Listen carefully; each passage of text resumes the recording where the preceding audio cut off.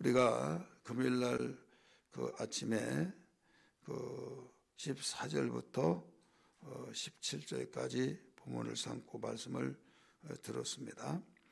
그 바울이 그 사도가 된 내력을 쭉 지금 이야기하고 있는 겁니다. 사도가 된 그 내역. 다른 말로 말한다면 그는 사도가 되기 이전에는 예수님이 부활하셨다고 복음을 증거한 이 초대교회 성도들을 그 탄압을 많이 했습니다. 잡아다가 감옥에 가두고 또 죽이는 데 있어서 죽이라고 투표를 해서 결국 최초의 순교자인 빌립 지사가 죽게 되고, 이러한저러한 일로 있어서 유대에 있는 예루살렘 교회들이 그 이 사울이라는 청년, 예수 믿고 바울이라고 이름이 바뀌어졌지만은 이 사울이라는 청년의 이 젊은 패기 속에서 그는 단순한 뭐 때문에 그러냐면 유대교의 그 신앙관으로 봤을 때 지금 율법이라고 하는 법을 중심해서 그 며칠 년 동안 신앙생활을 하고 있는데, 여기에 그 무슨 알지도 못한 그 일들이 일어나고 있다 이거죠. 나사렛 예수, 손에서 자란 예수, 배우지도 못했던 예수, 별 볼 일 없는 예수가 이 3년 동안 휘젓고 돌아다니면서 이적과 기사와 표적을 나타내면서 내가 하나님의 아들이다, 이런 말을 하면서 이 복음을 증거하고 있다 이거죠. 병도 고치고 죽은 자를 살리고, 그러니까 많은 사람은 혹하는데 이 많이 배우고 율법에 속한 모든 사람들은 관망하면서 이러지도 저러지도 못하고, 죽이자니 민심이 밀란을 일으키겠고, 그래서 놔두자니 또 점점 전염병처럼 유대교가 이 전염되어서 무너질 것 같고, 그러던 차에 예수님이 이제 죽게 되죠.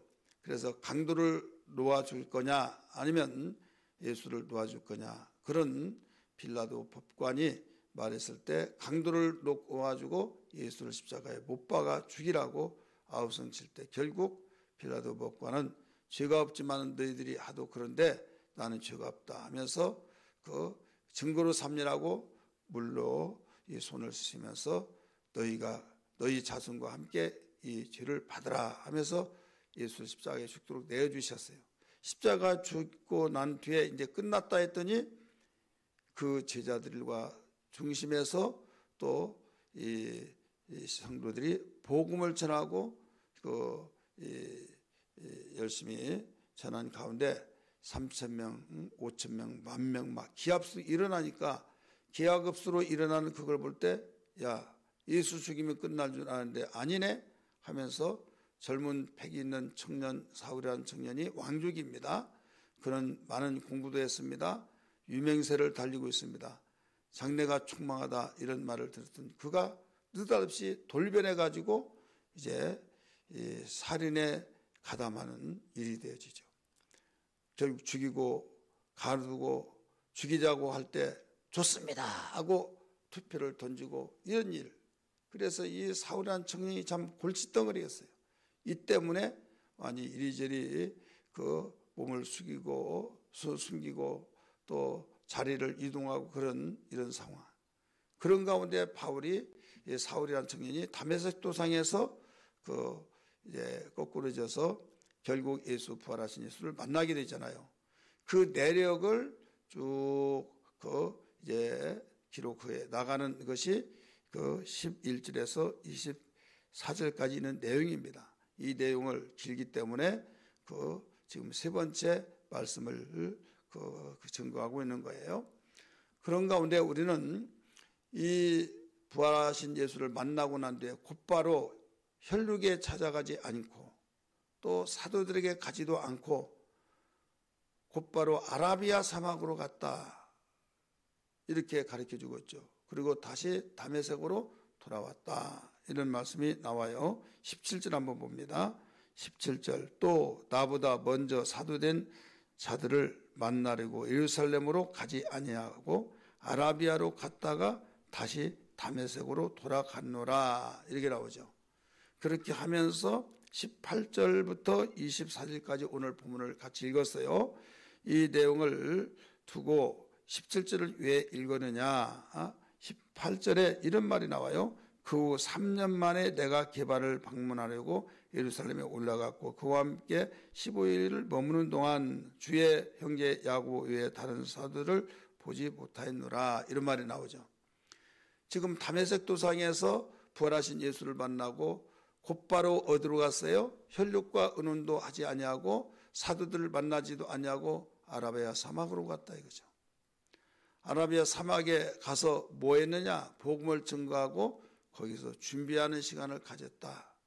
준비하는 시간을 가지면서 그 자기가 핍박자하고 사람도 죽이도록 투표해서 결국 스데반 집사가 죽었고 또 예수 복음을 증거하고 예수님이 부활하셔서 살아계시다고 한 것을 터무니없는 말이라고 하면서 완전히 그들을 박살내겠다고 뿌리째 뽑아버리겠다고 했던 그 열심이 무너지면서 내가 그러면 그동안 무엇을 했나 이모저모 생각하면서 그는 복음을 부활하신 예수를 만나서 복음을 전했지만은 자신감이 없는 거예요. 왜 자신감이 없느냐? 정립이 되지도 않고 신구약 성경 66권 그 당시에는 성경 66권만이 그 39권만이 있었어요. 39권은 구약 성경이죠. 구약 성경에 분명히 메시아가 온다고 했고 메시아가 올 터인데 예수가 메시아다. 막 혼란이 온 겁니다. 그래서 무슨 것을 준비하냐면 말씀을 준비한 거예요. 하나님 말씀이 율법과 복음이 그 율법이라는 것은 자기들이 믿는 전통적인 성경 오늘날 우리가 가지고 있는 구약 성경을 말하고 있어요. 그 당시는 신약 성경이 없습니다. 제자들과 또 예수 부활한 사람들이 증거하고 예수님이 하신 말씀을 전해 들었던 것을 리바이벌 하면서 반복하면서 계속 예수님이 살아계시다. 근데 그분 눈에 안 보이는 거 이제 부활 승천해 버렸으니까 그리고 예수님이 하신 말씀을 가지고 이야기하니까 율법이라는 텍스트를 완전히 외면하면서 말하니까 그 도무지 못 봐주겠다 해서 비판했지 않습니까? 그러다가 자기가 부활하신 예수를 만나니까 그걸 부정할 수 없고 그래서 그는 아라비아 사막에 가서 예수님 살아계시다는 확신 속에서 말은 하지만 자신감이 없는 거예요. 그래서 준비하는 시간을 가진 겁니다. 몇 년 동안, 3년 동안. 율법과 복음이 뭔가. 복음이란 깊은 소식이니까 율법은 그대로 지키지 않으면 너 죽는다, 저주를 받는다 이런 말이 나오니까 그들이 믿는 하나님, 내가 믿는 하나님 똑같은데 왜 어떻게 해서 저들은 고통을 받으면서도 즐거워할까? 갈등이 일어난 거예요. 그래서 전도를 하고 있지만은 자신이 없는 거예요. 왜? 자기가 확신이 없는데 무슨 자신감이 있겠습니까? 그래서 아라비아 사막에서 곧바로 가기는 갔는데 여기서 복음이 전할 때 자기 자신이 확신이 없으니까 전한 것이 문제가 아니다. 준비하겠다 해서 하나님 말씀 곧 율법과 복음을 정리하는 시간을 갖고 준비하는 시간을 가졌던 거예요. 또 구원의 질을 깨닫고 정립하는 시간이 됐어요. 하나님의 구원을 이렇게 해주시는구나. 내가 살 길은 내가 복받는 길은 율법을 지키고 그대로 행하면 되는데 하나님은 나사렛 예수를 보내서 구원을 이렇게 시키시는구나. 그러면서 하나님의 구원을 깨닫고 진리를 정립하는 시간을 또 가져요. 이렇게 해서 준비가 됩니다. 그리고 깊이 시간을 묵상하면서 자기는 경건의 시간을 정립을 합니다.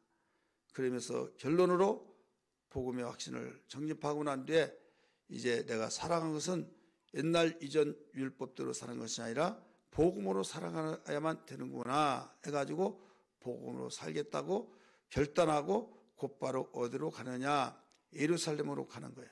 혈육과 또 이 사도들을 만나지 않고 곧바로 아라비아 사막에 갔는데 여기에서 내가 하나님 이제 사랑합니다. 주님 사랑합니다. 확신을 가지고 전도를 한다고 하는 그것은 내가 먼저 할 것이 뭐냐면 그동안에 피해를 끼쳤던 이 피해자인 사도들 모든 초대교회 성도들 대표들인 사도들을 내가 만나야겠다 해가지고 예루살렘에 갑니다.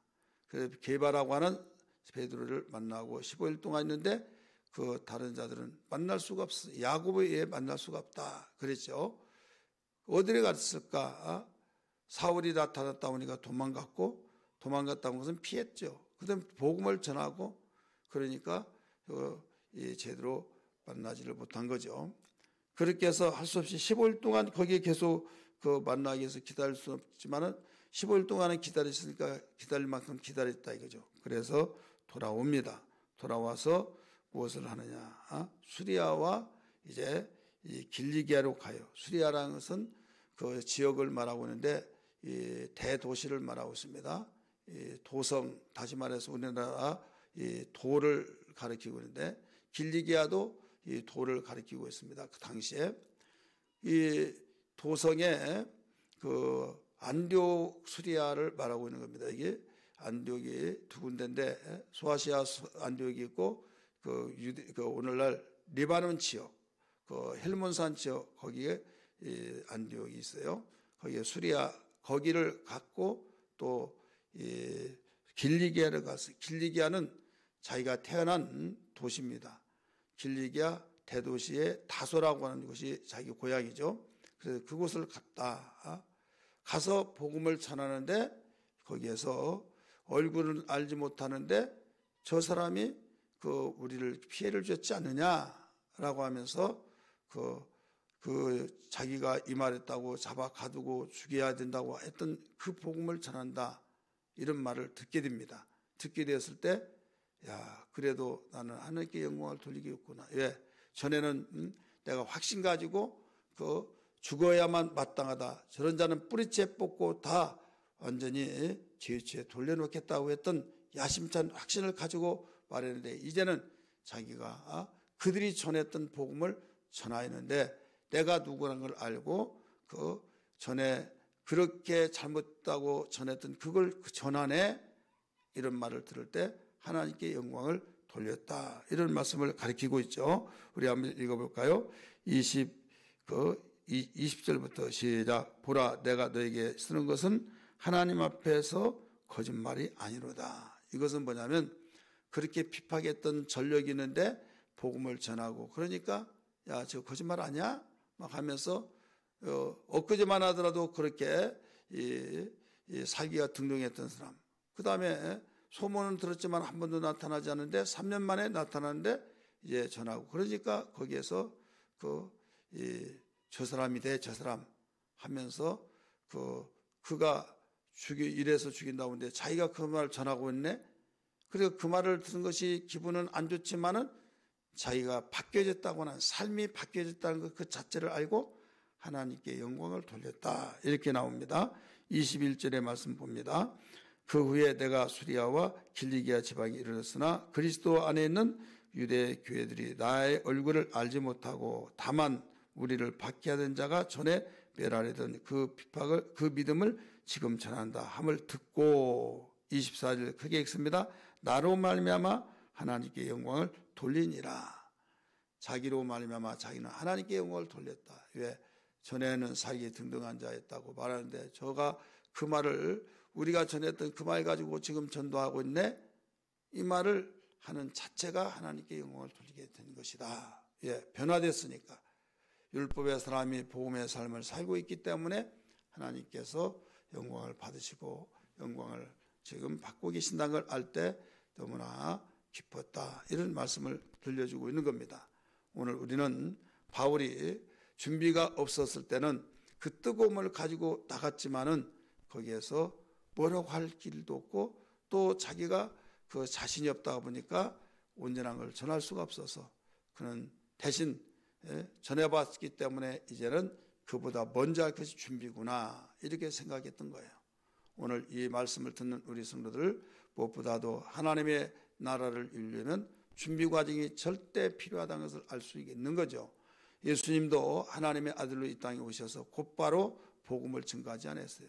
침례를 받으시고 40일 동안 준비하셨잖아요. 금식기도 하면서 준비하시고, 준비가 끝나고 난 뒤에 회개하라 천국이 가까웠다고 말씀했던 것처럼 오늘 우리는 그 코로나 전국 속에 팬데믹 그 시대를 통해서 2년 3개월 동안 그 움츠리고 숨죽이고 또 억압받고 단수함의 체면과 눈치를 보면서 어느 날 우리가 그렇게 활발했던 신앙이 잠들었던 것을 이제는 다시 재충전하는 준비의 시간을 우리 오늘 오후부터 시작해서 우리 수요일 날까지 38주년 기념 부흥성이라는 것을 우리가 준비해서 그 시간을 갖게 됩니다. 우리는 이번 준비를 통해서 또 하나님께서 준비하는 그에게 성령을 기름부터 부어주셔서 재충전하게 하셔서 놀랍게 하나님의 나라를 위해서 나아갈 수 있는 도구로 사용되어지고 우리 온 성도들에게 하나님의 은혜와 진리와 평강이 풍성해지기를 주의 이름으로 축복합니다. 할렐루야.